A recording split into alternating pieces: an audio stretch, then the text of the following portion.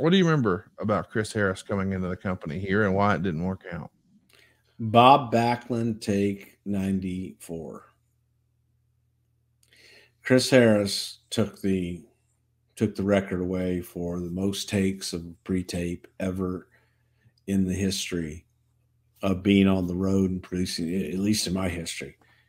Man, he just couldn't do it. Just couldn't do it. He had one that he had trouble with, or all of them he had trouble with? Couldn't get through one. He had trouble with every single one of them. It was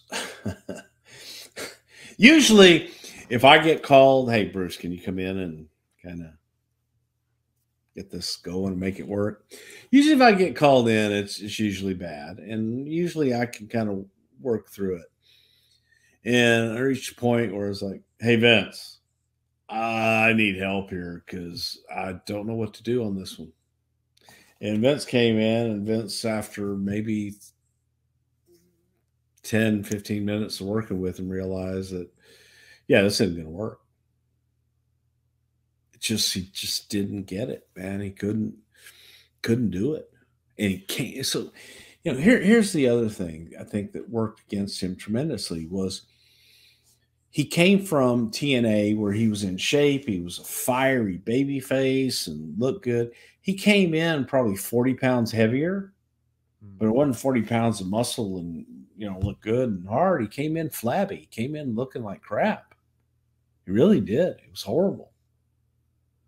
Again, nice guy. Got nothing against him.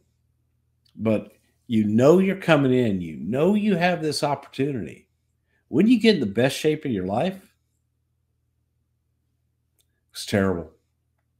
His ring work was embarrassing. Even more embarrassing was his backstage work. He just couldn't do it. So my God, when you hit a motherfucker with nice guy, but I just know now, get both the goddamn shovels ready. Woof. I'm just telling you the truth. I'm just telling you, he couldn't do promos and he was fat and his ring work sucked. But other than that, nice guy. Well, he was a nice guy.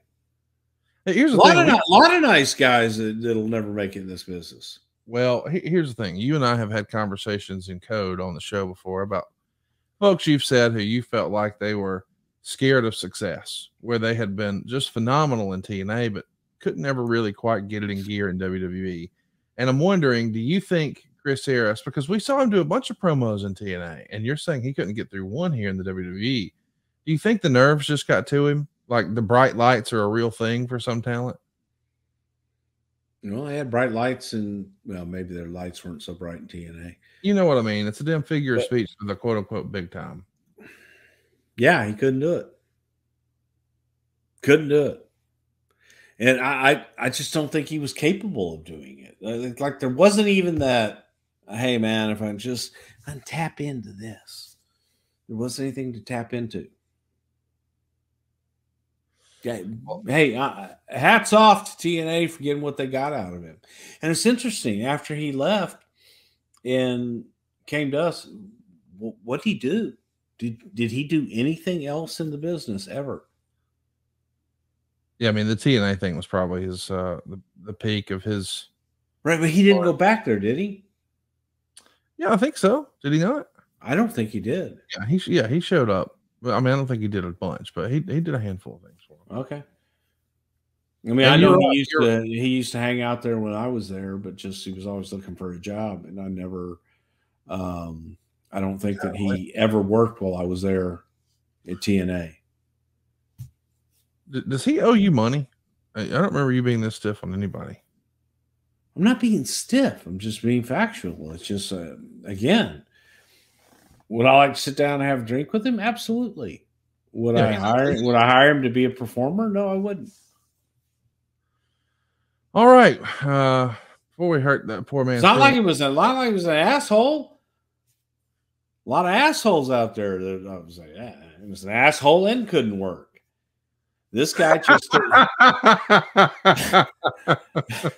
this guy was just, somebody that showed a shitload of promise in TNA and had fire and had all this stuff. But when he came here, he came in out of shape and without really any ability.